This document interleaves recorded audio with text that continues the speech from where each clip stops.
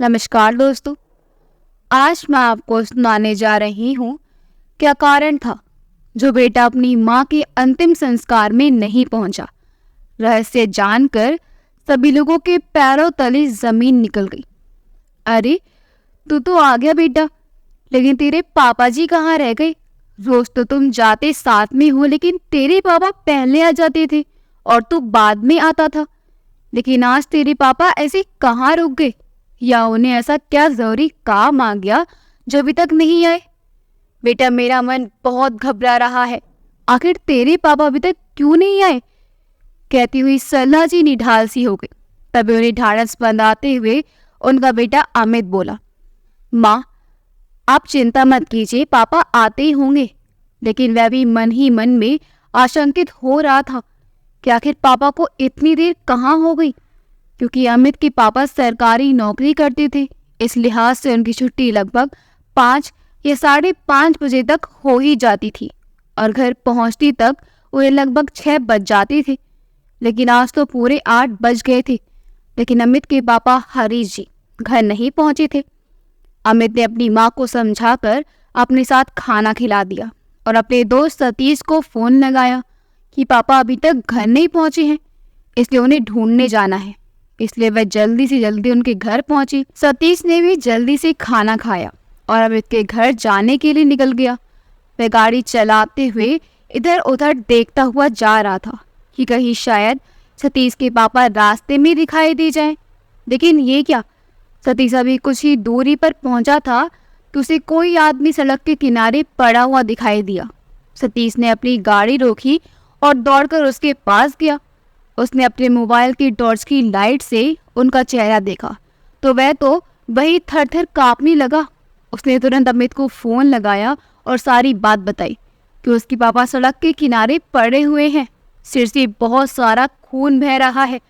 अमित ने अपनी माँ को कुछ नहीं बताया, सिर्फ इतना कहा कि वह सतीश से मिलने जा रहा है। सरला जी को भी संदेह हो रहा था कि कुछ तो बात है जो अमित उन्हें बता नहीं रहा है। फिर भी वे भगवान से प्रार्थना करती रही कि सब ठीक हो जाए। उधर सतीश और अमित ने मिलकर हरीश जी को एम्बुलेंस में लेकर अस्पताल गए। वहां जाने से पता चला हरीश जी की मृत्यु तो 2 घंटे पहले ही हो चुकी है।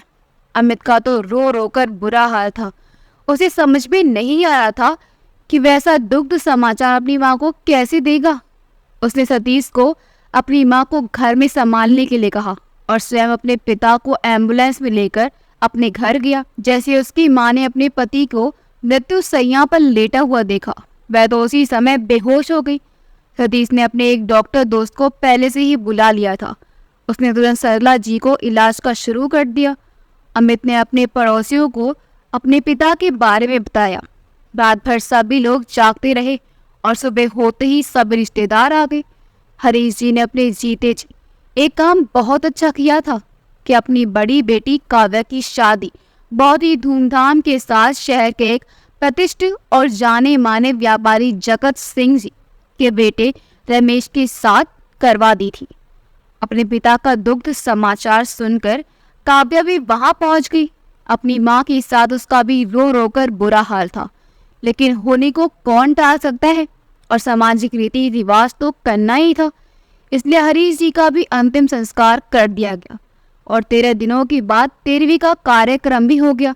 सभी मेहमान अपने अपने घर चले गए। काव्या को भी अपने ससुराल जाना था। हालांकि उसका मन तो बिल्कुल भी नहीं कर रहा था अपने भाई और माँ को इस तरह दुखी छोड़कर जाने के लिए।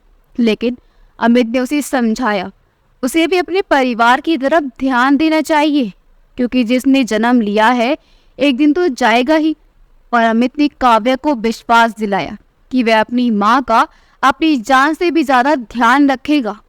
अब अपने घर में रह गए सरला जी और अमित। अमित जब अपने ऑफिस चला जाता तो सरला जी अपने पति की फोटो के सामने फूट फूट कर रोती, क्योंकि उन्होंने सपना देखा था कि अमित की शादी बहुत ही धूमधाम से करेंगे, क्योंकि उनका एक ही तो बेटा है, वह भी उन पर जान छिड़कता है। लेकिन उन्हें कहाँ पता था कि हरीश जी इतनी जल्दी उनका साथ छोड़ देंगे। लेकिन अमिताभ पहले से भी ज्यादा जवाबदार हो गया था। वह ऑफिस से छुट्टी होते ही सीधे घर आ जाता। अब सरला जी धीरे धीरे सामान्य होने लगी। एक दिन अमित के ऑफिस में एक बहुत ही खूबसूरत लड़की ने ज्वाइन किया। अमित उसे देखते ही उस पर फिदा हो गया, लेकिन किसी को एहसास नहीं होने दिया कि उसे वह पसंद है। लेकिन इत्तेफाक ऐसा हुआ कि उस लड़की को, जिसका नाम रीना था, अमित के साथ उसे भी एक प्रोजेक्ट में काम करना था। अब रीना कभी अमित का लैपटॉप को पकड़ती तो कभी अमित रीना का लैपटॉप पकड़ता। कभी कभी रीना अमित के लैपटॉप में उसकी पर्सनल फोटो भी देख लेती, जिसमें अमित कभी अपनी माँ के साथ तो कभी अपने पिता के साथ था, और कहीं कहीं उसकी बहन की फोटो थी। उसे रीना ने अंदाज़ा लगा लिया कि अभी अमित की शादी नहीं हुई है, लेकिन अमित ने रीना का पर्सनल फोटो कभी नहीं देखे थे। अमित ने समय के साथ साथ पूरा फोकस अपने प्रोजेक्ट पर देना शुरू कर दिया, लेकिन उसका उल्टा रीना चाहती थी कि प्रोजेक्ट जितना देरी से पूरा हो, उसे उतना ही अमित के साथ समय बिताने को मिलेगा। इसलिए वह जानबूझकर काम बिगाड़ देती थी ताकि प्रोजेक्ट में ज़्यादा समय दे पाए। लेकिन अमित चाहता था प्रोजेक्ट समय में पूरा करके दे ताकि उनका अच्छा इम्प्रेशन बने।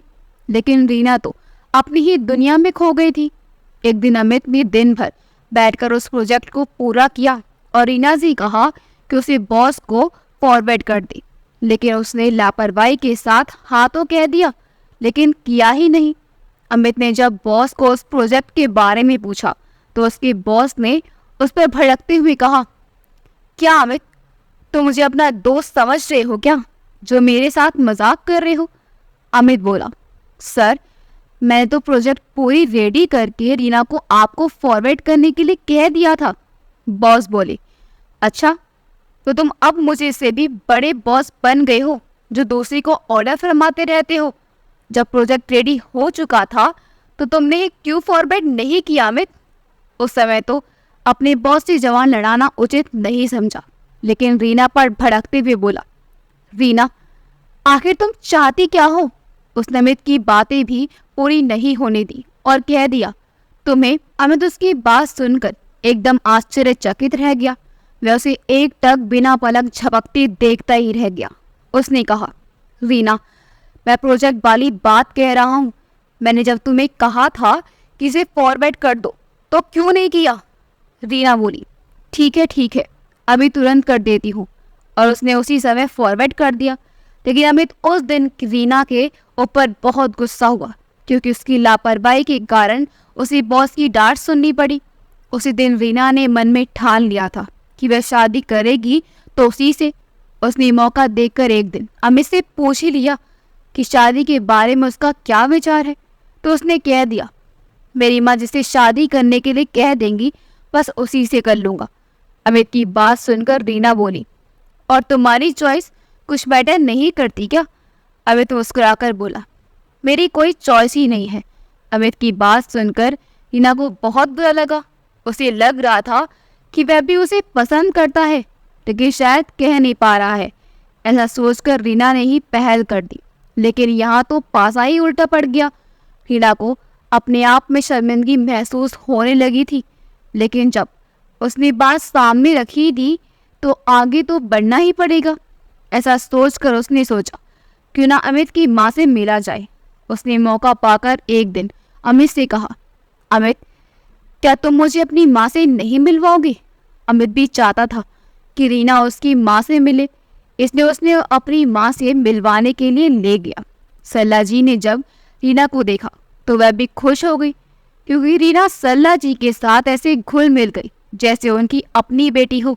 और उसने सरला जी को अमित के साथ शादी करने के लिए मना ही लिया, लेकिन उसने अमित के सामने एक शर्त रखी कि शादी के बाद वह अपनी माँ को वृद्धा आश्रम में रखेगा या फिर उनकी बेटी काव्या के पास हमेशा हमेशा के लिए भेज देगा, तभी वह उससे शादी करेगी। अमित ने जब रीना की ऐसी शर्त सुनी तो वह आग बबूला हो गया और उसे दो टूक जवाब दे दिया कि वह उसके लिए अपनी माँ को नहीं छोड़ सकता। रीना ने जब अमित की ऐसी बातें सुनी तो उसे बहुत गुस्सा आया और वह वहाँ से चली गई, इस आशा के साथ कि वह उसे मनाने ज़रूर आएगा। लेकिन वह दोबारा उसके पास मनाने नहीं गया।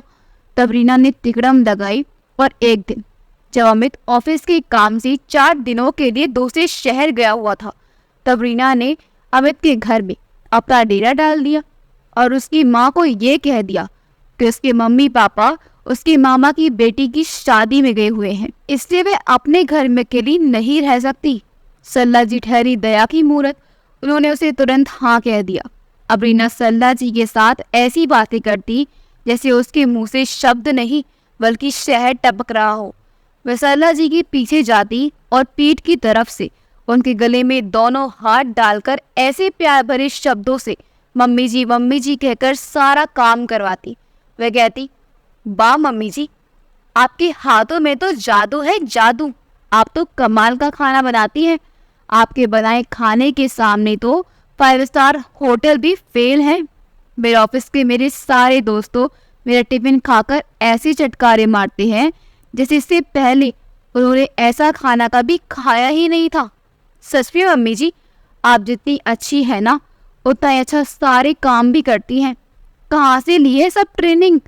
कहकर कभी उनके हाथों को चूमती तो कभी उनके गालों को सहलाती। उसके इतने अपनापन भरे व्यवहार से सल्ला जी भी भाव विभोर हो जाती। कैसे 4 दिन बीत गए, ना ही सल्ला जी को पता चला ना ही रीना को। 5वें दिन जब अमित अपने घर आया तो उसने देखा उसके कमरे में एक सूटकेस रखा हुआ है और कुछ लड़कियों के कपड़े बालकनी में पड़े हुए थे। अमित को आश्चर्य हुआ। उसने तुरंत ही अपनी माँ को आवाज लगाई और पूछा, क्या माँ, मेरे कमरे में ये किसका सूटकेस है और यहाँ मेरे कमरे में क्यों रखा है? और ये लड़कियों के कपड़े यहाँ क्यों सूख रहे हैं? ये किसके हैं? उसने एक ही बार में ढेर सारे सवाल पूछ डाले। माँ ने हकलाते हुए कहा, बेटा वो रीना। रीना क्या माँ? बेटा, तुम्हारे घर से जाने के बाद रीना हमारे घर रहने के लिए आई थी। बहुत ही प्यारी बच्ची है। उसके मम्मी पापा कहीं शादी में गए हैं, इसलिए वह कुछ दिनों के लिए हमारे साथ ही रहेगी। अमित ने सोचा, ये लड़की भी बड़ी अजीब है। अभी कुछ दिन पहले ही तो उसने मुझसे लड़ाई की थी और अभी मेरे ही घर में रहने चली आई। उसके दिमाग में क्या चल रहा है वह तो मुझे कुछ भी समझ में नहीं आता, लेकिन उससे मिलने के बाद पूछूंगा ज़रूर, ऐसा सोचकर शांत रह गया। शाम को जब रीना नहीं आई तो अमित ने उसे फ़ोन लगाया और बोला, अरे तुम भी हद करती हो यार। जब तक मैं घर पर नहीं था तुम यहीं रही और मैं आज आ गया हूँ तो तुम नहीं आई। क्या बात है, तुम आज हमारे घर क्यों नहीं आई? कम से कम अपना सामान तो लेकर जाओ। रीना बोली, हाँ अमित, मम्मी जी से कह देना कि अब से मैं बिना किसी काम के तुम्हारे घर नहीं आऊँगी और तुम मेरा सूटकेस ला देना। अमित मन ही मन सोचा कि लड़की भी बड़ी अजीब है, खुद ही सारा सामान लेकर आई और अब पहुंचाने के लिए मुझे कह रही है। उसने बात को बनाना ठीक नहीं समझा और उसने दूसरे दिन ही उसका सारा सामान उसके पास पहुंचा दिया। सल्ला जी ने जब अमित को ऐसा करते हुए देखा तो उन्होंने उसे रोकने की कोशिश भी की, लेकिन वह उसे रोक नहीं पाई। अब सल्ला जी अमित से रीना के साथ शादी की बात करने के लिए कहती, लेकिन अमित रीना की अपनी माँ को वृद्धाश्रम भेजने वाली बात बताकर उन्हें दुखी नहीं करना चाहता था, इसलिए वह रीना से दूरी बनाकर ही रखना चाहता था।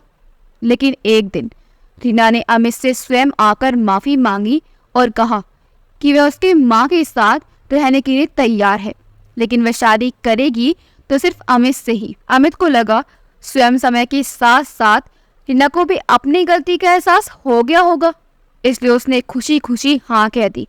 ये बात अमित ने जब अपनी बात सल्ला जी को बताई तो वह तो फूले नहीं समाई। उन्होंने उन दोनों की चट मंगनी और पट ब्याह करवा दिया। रीना खुशी खुशी दुल्हन बनकर सल्ला जी के घर आ गई।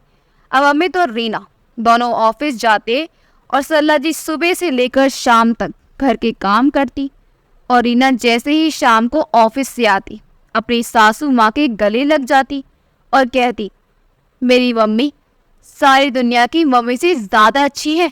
मम्मी आज तो मैं बहुत ज़्यादा थक गई हूँ, एक अच्छी सी चाय बना दो ना। सल्ला जी उसके मान मनोहार से इतनी खुश हो जाती कि अपने दोनों बेटे बहू को रोज़ ही चाय बनाकर देती। अबे उनका रोज का काम हो गया था।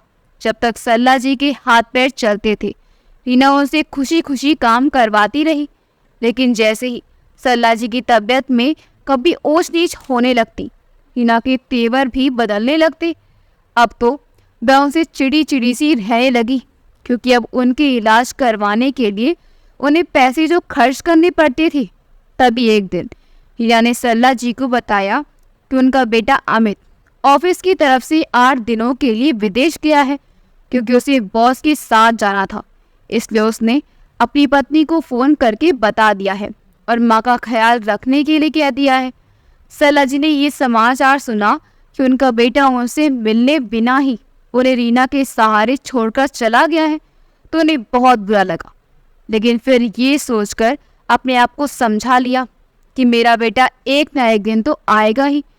अब तो रीना पूरे घर में अपने ही राज चलाने लगी। अब जब वह अपनी सास पर हुक्म चलाने लगी, हर काम के लिए वह उन्हें ऑर्डर देने लगी। सरला जी को सुबह थोड़ा सा भी उठने में देरी हो जाती तो वह उन्हें झकझोर कर उठाती, उन्हें बहुत खरी कोटी सुनाती। उन्हें अब ना ही घर के सोफे पर बैठने की आज़ादी थी, ना ही डाइनिंग टेबल पर बैठकर खाना खाने की, क्योंकि वह सब तो रीना के मायके से जो आया था। ऐसे ही एक दिन रीना के स्कूल के समय की कुछ सहेलियां ने रीना के घर में किटी पार्टी करने का प्रोग्राम रखा। उस दिन रीना ने ऑफिस से छुट्टी ले ली थी और अमित को वापस आने में अभी 2 दिन बाकी थे। तभी रीना ने सरला जी से कहा, मम्मी जी, मेरी कुछ सहेलियां आने वाली हैं, आप सभी के लिए चाय नाश्ता और खाने का भी इंतज़ाम कर दीजिएगा, क्योंकि मेरी 3 सहेलियां तो विदेश से आने वाली हैं और डायरेक्ट भी हमारे घर पर ही आने वाली हैं, तो उनके हिसाब से खाना बनना चाहिए। उस दिन सरला जी को बिल्कुल भी ठीक नहीं लग रहा था, लेकिन उन्होंने सोचा अगर बहू से कहती भी हूँ कि उनकी तबीयत ठीक नहीं लग रही है तो वह तो मानने वाली है ही नहीं। वह यही सोचेगी कि मेरी सहेलियाँ आ रही हैं तो आप काम चोरी कर रही हैं और तबीयत खराब होने का बहाना बता रही हैं। इसलिए वह चुपचाप रसोई में जाकर खाना बनाने लगी। तभी उसकी सारी सहेलियाँ एक एक करके आ गई। रीना ने सरला जी को आवाज़ लगाई, सरला, ओ सरला, पानी लेकर तो आओ। सरला जी अपना नाम अपनी बहू के मुंह से सुनकर दंग रह गई। सरला जी ने भी कह दिया, जी अभी लेकर आई। सभी सहेलियां सरला जी को देखकर बोली, अरे वाह रीना, तू तो बहुत अच्छी किस्मत लिखवा कर आई है भगवान के पास से। इतनी अच्छी काम वाली कहाँ मिलती है आजकल। क्या कहा था तूने? ये 24 घंटे तुम्हारे घर पे ही रहती है ना? तुम्हारे पति कितने रईस खानदान के हैं जो इनके पूरे खानदान को अपने घर में नौकर बनाकर रखते आए हैं। तुम लोग बाकी बहुत बड़े दिल वाले हो यार, जो ऐसे गरीबों की मदद करते हो, वरना बेचारी विधवा बूढ़ी औरत कहाँ कहाँ भटकती फिरती। इन्हें भरपेट खाना तो देती हो ना। इनका चेहरा कैसे मुरझाया सा है। रीना बोली, हाँ यार, खाना देते हैं, मेरे घर में किसी चीज़ की कोई कमी थोड़ी ही है। सरला जी अपनी बहू के मुंह से अपने लिए नौकरानी शब्द सुनकर बहुत दुखी हुई। उन्हें वो दिन याद आ रहे थे जिन दिनों रीना की शादी नहीं हुई थी। तब वही रीना ऐसी मीठी मीठी बातें करती थी जैसे लगता था उसके शब्दों से शहद टपक रहा हो। लेकिन आज वही रीना घर की मालकिन को नौकरानी बता रही है, लेकिन वह उसकी सहेली के सामने उसे नीचा नहीं दिखाना चाहती थी, इसलिए कुछ नहीं कहा। लेकिन उनकी आंखों में आंसू भर आए। उसी समय उसकी एक सहेली को शरारत सूझी और उसने अपना एक पैर आगे कर दिया। सरला जी की आंखों में आंसू और हाथ में जूस का ट्रे थी, इसलिए उसका पैर नहीं दिखा और वह जूस के ट्रे के साथ सामने बैठी उसकी सहेली के ऊपर गिर पड़ी, जिससे उसकी सहेली का ड्रेस जूस गिरने से खराब हो गया। अब रीना पर ही इतनी चिल्लाने लगी कि कैसे एक गवार को काम पर रख लिया है। ऐसी नौकरानियों को ज़्यादा सिर पर चढ़ाकर नहीं रखना चाहिए। अगर मेरे घर की नौकरानी ऐसी बेहुदा हरकत करती तो मैं तो तुरंत ही लात घूंसे मारकर बाहर निकाल देती। अरे रीना, तू देखती क्या है? तेरी सहेली का 20,000 का ड्रेस खराब कर दिया इस बुढ़िया ने, और तू है कि चुपचाप से मजे से देख रही है। अगर तू नहीं भगा सकती ना तो मैं बताती हूँ कैसे भगाते हैं। कहकर उसकी सहेली ने जैसे ही सरला जी को मारने के लिए हाथ उठाया, उसी समय किसी ने आकर उसका हाथ पकड़ लिया। सरला जी मार खाने के लिए अपने आप को तैयार करते हुए आंखें बंद कर ली थी। लेकिन जब उसका हाथ वहीं रुक गया, तब उन्होंने धीरे धीरे अपनी आंख खोली और देखा कि उनका बेटा आकर उस औरत का हाथ वहीं पकड़कर खड़ा है। तभी रीना बोली, अरे अमित, आप तो 2 दिनों बाद आने वाले थे ना, फिर 2 दिन पहले कैसे आ गए? तभी अमित अपनी पत्नी पर गुस्से से देखते हुए कहा, क्यों? मुझे अपने ही घर में आने के लिए तुमसे परमिशन लेने की जरूरत पड़ेगी क्या? तभी सरला जी चिल्लाते हुए बोली, अमित, दरअसल बात तो वो थी कि तभी अमित ने चटाक से अपनी पत्नी के गाल पर थप्पड़ जड़ दिया और कहा, वैसे ये थप्पड़ मुझे पहले ही जड़ देना चाहिए था, जब ये औरत मेरी माँ से ही सारे काम करवाया करती थी। लेकिन मैं सोचता था आज नहीं तो कल सुधर जाएगी, लेकिन ये तो रोज के रोज ठीक होती जा रही है और इसकी हिम्मत इतनी ज़्यादा बढ़ गई कि आज मेरी माँ को नौकरानी बना दिया। यहाँ तक कि हाथ भी उठाने में से संकोच नहीं हो रहा था। और वहाँ उसकी जितनी सहेलियाँ बैठी थी उनसे हाथ जोड़कर माफ़ी मांगते हुए कहा, माफ़ कीजिएगा, ये औरत कोई और नौकरानी नहीं है, ये मेरी माँ है। मैं 2 घंटे पहले ही आ चुका था और मैंने मेरे मोबाइल को ऐसी जगह पर रख दिया जिसमें आप सभी लोगों की हरकतें रिकॉर्ड हो जाए। और उसने वह सीन भी दिखाया जिसमें उसकी सहेली ने अपना पैर आगे करके सरला जी को गिरा दिया था।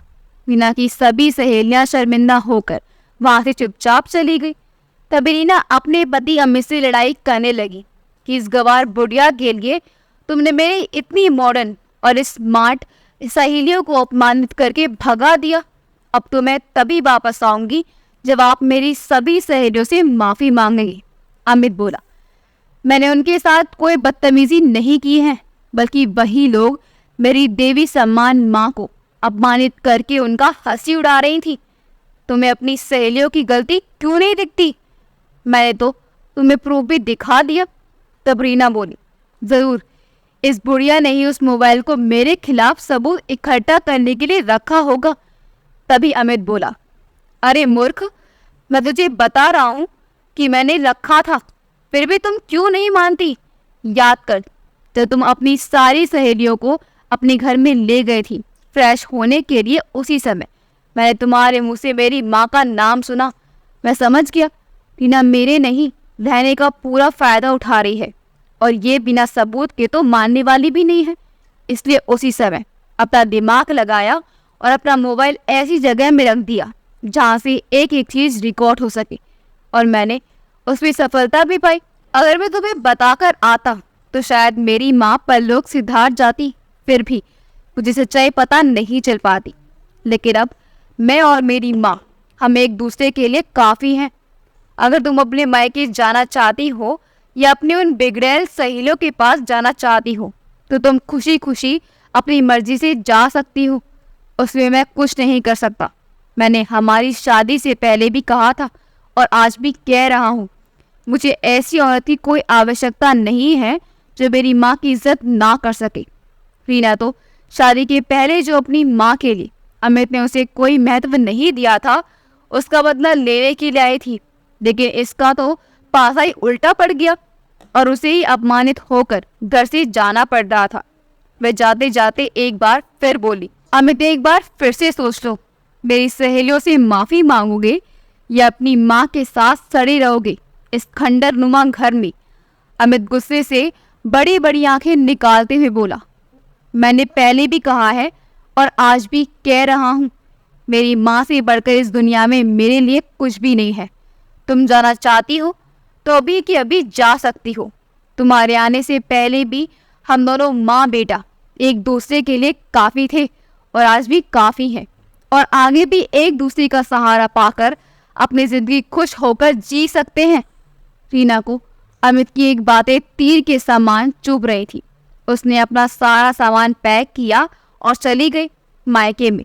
2-4 दिन तक वो सब ठीक चला, लेकिन जैसे जैसे दिन बीतने लगे उसकी भाभी उसे ताने सुनाने लगी, क्योंकि वह रोज ही अपनी माँ के साथ बैठकर या तो टीवी देखती रहती थी या फिर गप्पे मारती रहती थी।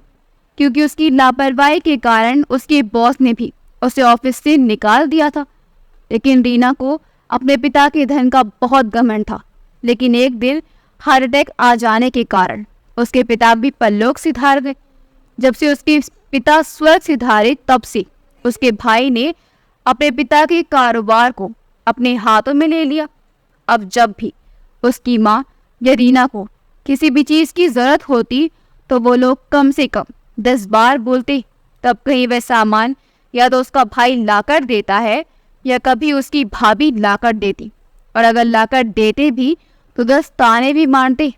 अब रीना को पछतावा होता कि काश वह अपनी माँ की बातों में आकर अपने पति का घर छोड़कर नहीं आई होती और उनके बहकावे में आकर अपनी देवी समान सास को बहुत ही तड़पाया, जलील किया और अपमानित भी किया। लेकिन अब वह वापस जाए भी तो किस मुंह से? लेकिन उसकी माँ उसे तसल्ली देती रही कि उसके रहते उसे चिंता करने की कोई जरूरत नहीं है। वह भी अपनी माँ की बातों में आकर फिर से निश्चित हो गई। अब दोनों माँ बेटी फिर से वैसे ही ठाट बाट से रहने की कोशिश करने लगी और अपनी बहू को ऑर्डर फरमाने लगी। उसकी बहू ने उन दोनों पर उल्टे सीधे इल्जाम लगाकर अपने पति को रोज रोज भड़काती रही। तब अब एक दिन भी ऐसा नहीं रहता था जिस दिन उनके घर झगड़ा ना होता हो। उधर अमित की अपनी माँ के इतनी उम्र हो जाने पर भी काम करता देख चिंता बढ़ गई। वह दिन रात सोचता रहता कि मैं कितना अभागा हूँ कि मैं अपनी बूढ़ी माँ को उनके बुढ़ापे में भी सुख नहीं दे पा रहा हूँ। वह अपने आप को इस दुनिया का सबसे बदनसीब इंसान समझने लगा और एक दिन ऐसा आया कि उसकी अचानक तबीयत खराब हो गई। उसे खून की उल्टियाँ होने लगी। जब वह डॉक्टर के पास गया तो डॉक्टर ने उसे टीबी हो गया है और बताया कि उसको MDR टीबी हो गई है, जिसका इलाज जल्दी नहीं कराया तो फिर इनको कोई नहीं बचा सकता। फिर भी हम कोशिश करेंगे। अमित ने कुछ दिनों तक तो इलाज करवाया, लेकिन जब उसकी तबीयत ज़्यादा ही खराब होने लगी तब उसने सोचा, अगर माँ अपने बुढ़ापे में मुझे ऐसी हालत में देखेंगी तो वह तो जीते जी ही मर जाएंगी। इसलिए क्यों ना माँ को वृद्धा आश्रम में ही पहुँचा दूँ, ताकि वह वहाँ उनके हम उम्र लोगों से मिलेगी तो माँ शायद अपने जीवन के अंतिम दिन कुछ अच्छे से गुजार पाएगी। उसने अपनी बहन के घर माँ को इसलिए नहीं रखा क्योंकि उनका भी तो अपना परिवार है। उनके परिवार में उनके सास ससुर, देवर देवरानी और सबके बच्चे हैं। वह भी तो संयुक्त परिवार में रहती है ना, तो मेरी माँ को वहाँ रखने से बेहतर तो वृद्धा आश्रम है, ताकि वह अपनी सारी संपत्ति दान कर सकूं। ये सोचकर अमित ने माँ से कहा, माँ मुझे कुछ दिनों के लिए विदेश जाना है और आप इतने बड़े घर में अकेली कैसे रह पाएंगी, इसलिए मैंने आपको रहने का कई अच्छी जगह इंतज़ाम कर दिया है। कल हम वहीं चलेंगे। सरला जी अपने घर को छोड़कर नहीं जाना चाहती थी, लेकिन बेटा ने उनके लिए जिस जगह का चुनाव किया है वह जगह अच्छी होगी। ऐसा सोचकर उन्होंने कुछ नहीं कहा और अपना सारा सामान समेटा और बेटे के साथ चली गई। अमित ने एक वृद्धा आश्रम के सामने अपनी कार रोकी। तब सरला जी बोली, बेटा मुझे वृद्धा आश्रम में क्यों लेकर आए हो? अमित बोला, माँ यहाँ आप सुरक्षित रहेंगी और आपकी सुविधा में कोई कमी नहीं होगी। और वह हंसता हुआ बार बार मुड़ मुड़ कर अपनी माँ को देखता हुआ वहाँ से चला गया। अब सरला जी अपने हम उम्र लोगों के साथ, बूढ़ों के साथ घुल मिलकर नहीं रहती थी। वह तो बस अपने बेटे के ख्यालों में ही खोई रहती और दिन रात अपने पति की फोटो को अपनी छाती से लगाकर रखती। अमित ने अपनी करोड़ों की संपत्ति उस वृद्ध आश्रम को दान कर दिया ताकि उसकी माँ को कोई असुविधा ना होने पाए। लेकिन सरला जी को उन सारी सुख सुविधाओं से कोई मतलब नहीं था। सरला जी को वहाँ रहते रहते लगभग 3 महीने हो चुके थे। वृद्धाश्रम के मैनेजर दिवाकर जी से कहा, बेटा क्या मेरे बेटे का फ़ोन आया था? दिवाकर जी ने कहा, माँ जी आपके बेटे का क्या नाम है? सरला जी बोली, बेटा मेरे बेटे का नाम अमित है। दिवाकर जी ने अमित को फ़ोन लगाया और उनसे बात करवा दी। सरला जी बोली, बेटा अमित तू कब वापस आ रहा है? अमित बोला, बस माँ कुछ दिनों बाद वापस आ रहा हूँ। सरला जी अपने बेटे की आवाज़ सुनकर बहुत खुश हुई। ऐसे ही सरला जी को जब मन करता सुनकर दिवाकर जी से कहकर फ़ोन लगवा लेती और कहती, बेटा तू कब से कह रहा है कुछ दिनों बाद आ रहा हूँ, तो क्या मैं मर जाऊंगी तभी आएगा? कहकर उन्होंने फ़ोन काट दिया। उस दिन सरला जी ने अपने बेटे से आखिरी बार बात की थी। सरला जी को तब तक लगभग 4 वर्ष हो गए थे वहाँ रहते रहते। उस बीच कई लोगों ने कई प्रकार की बातें की। जितने मुँह उतनी बातें। कोई कहता, अरे इस बुढ़िया का बेटा इतने पैसे वाला है कि इसकी 7 पुश्तें बैठकर खाएंगी फिर भी ख़त्म नहीं होंगी। लेकिन पता नहीं आजकल की औलादों को क्या हो जाता है जो अपने जन्मदाता बूढ़े माँ बाप को वृद्धाश्रम का रास्ता दिखा देते हैं। तो कोई कहता, अरे तो इस बुढ़िया के कोई रिश्तेदार नहीं है क्या जो उसके बेटे ने वहाँ ना पहुँचाते हुए या वृद्धा आश्रम में पहुँचा दिया? या फिर हो सकता है इसके पति की मृत्यु के बाद इनके रिश्तेदारों ने इसे मुंह मोड़ लिया होगा। इस प्रकार से सभी लोग अपनी अपनी अटले लगा रहे थे। सरला जी उन लोगों की बातें सुनकर भी विचलित नहीं होती थी। वह अपने बेटे को याद करती और आंसू बहाती रहती थी। ऐसे ही 4 साल तक सरला जी उस वृद्ध आश्रम में रही और एक दिन इस भरी दुनिया को छोड़कर परमात्मा में विलीन हो गई। अब उनका पार्थिव शरीर उठाया जाना था तो वहाँ के कुछ बुजुर्गों ने दिवाकर जी से कहा कि कम से कम इनके बेटे को तो सोचना दे दो। तब दिवाकर जी ने अपना सिर झुकाए खड़े हो गए और बोले, इनका बेटा इस दुनिया में होगा तभी तो मैं इसे सोचना दूंगा। वो है तो इन्हें यहाँ पहुँचने के 1 माह बाद ही टीवी की बीमारी के कारण परलोक सिधार गया है। फिर आप सरला जी से फ़ोन पर किससे बात करवाते थे? तब दिवाकर जी ने बताया कि उनकी बेटी का मोबाइल मेरे पास ही जमा है और वह आवाज़ उसी की मोबाइल में रिकॉर्ड है। मैं तो बस उसी रिकॉर्डिंग को उन्हें सुना दिया करता था ताकि उन्हें ऐसा ना लगे कि उनका बेटा इस दुनिया में नहीं रहा। और उसने यहाँ अपनी माँ को इसलिए पहुँचा दिया था ताकि उसकी माँ अपने हम उम्र लोगों के साथ अपने सुख दुख बांट कर अपना दिन हल्का कर लिया करे और वह उन्हें उनके जीवन के अंतिम पड़ाव में अपने दुख में शामिल करके दुखी नहीं करना चाहता था। धन्य है ऐसा पुत्र जो मरते दम तक अपनी माँ के बारे में ही सोचता रहा। और आप लोगों ने उसके प्रति क्या क्या धारणाएं बना ली थी। इसलिए कहा जाता है कि किसी भी चीज़ के बारे में पूरी बात जाने बिना ही किसी के ऊपर कोई आरोप नहीं लगाना चाहिए, वरना बाद में खुद पछताना पड़ता है। दिवाकर जी की बातें सुनकर सभी की आंखों में अमित के त्याग और सरला जी की बेबसी के लिए आंसू थे। उन्होंने एक साथ मिलकर दिवाकर जी से माफ़ी मांगी। दिवाकर जी ने सभी से कहा, अब जो हो गया उसे तो कोई बदल नहीं सकता, लेकिन चलो अब सभी लोग मिलकर सरला जी का अंतिम संस्कार कर देते हैं। उधर जब रीना और उसकी माँ ने मनमानी करना शुरू कर दी तो उसके भाई ने उसे और उसकी माँ को घर से निकाल दिया और अब वे दोनों सड़कों पर मारे मारे फिरने लगे। एक दिन रीना अपनी माँ के साथ अमित के घर गई तो आस पड़ोस के लोगों ने उन्हें बताया कि अमित की मृत्यु हो गई है और सरला जी वृद्धा आश्रम में है। जब वे दोनों वृद्ध आश्रम में गई तो पता चला वह भी इस दुनिया में नहीं रही। और जब उनकी प्रॉपर्टी के बारे में पूछा तो उन्होंने बताया कि अमित ने अपनी सारी प्रॉपर्टी वृद्ध आश्रम को दान कर दी है। अब रीना की आंखों के सामने अंधेरा छाने लगा। उसे लगा था अमित कुछ दिनों बाद उसे बुला ही लेगा और उससे उसकी शादी हुई है तो सारी प्रॉपर्टी तो एक ना एक दिन उसी की होगी। लेकिन जब सच्चाई सामने आई तो उसकी तो दुनिया ही लुट गई। उसने वहाँ के मैनेजर दिवाकर जी को अपनी सारी परेशानी बताई और ये भी बताया कि श्री अमित उसका पति था और सरला जी उसकी सासू माँ थी। वहाँ उपस्थित सभी लोगों को जब रीना के बारे में पता चला तो सभी लोग उसके बारे में थू थू करने लगे। रीना वहाँ हमेशा अपना सिर झुकाए रहती थी। उसे लोगों के सामने अब सिर उठाकर बोलने में शर्म आती थी तो अपने जीवन भर पछताते रही कि काश उसने एक बार तो अमित की बात को ध्यान से सुनी होती। काश उसने अपनी माँ की तरह अपने पति की माँ को सम्मान दिया होता जो आज वह भी अपने घर में सम्मान के साथ रहती। वह उसकी माँ भी मन ही मन पछताती कि मैंने अपनी बेटी की जिंदगी को अपने ही हाथों से बर्बाद कर दी। काश मैं समय रहते सुधर जाती तो आज मेरी बेटी मेरे कारण इतनी दुख नहीं झेलती और आज उसकी बेटी का नहीं पति रहा, ना ही कोई बच्चा हुआ, ना ही उसके सर पर छत रही। इस प्रकार रीना और उसकी माँ नहीं रो सकते थे और ना ही हंस सकते थे। उन्होंने अपने हाथों अपनी ये दुनिया उजाड़ ली थी। अगर आपको हमारी कहानी अच्छी लगी हो तो हमारी वीडियो को लाइक करें, शेयर करें और हमारे चैनल योगी वॉइस को सब्सक्राइब कर दें। मिलते हैं अगली वीडियो में। आपका बहुत बहुत धन्यवाद।